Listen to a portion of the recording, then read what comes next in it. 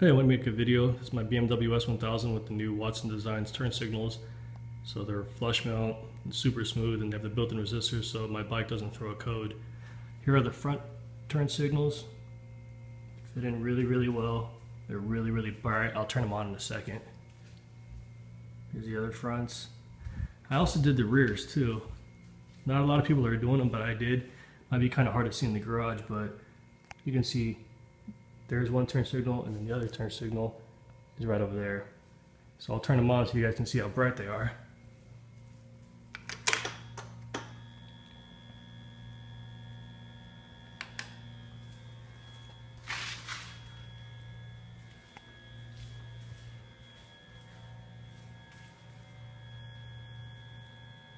I know it doesn't really look like it in the video, but they're actually really, really bright.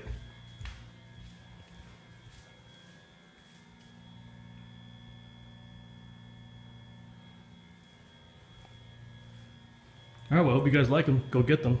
Takes forever to get, but it's well worth it.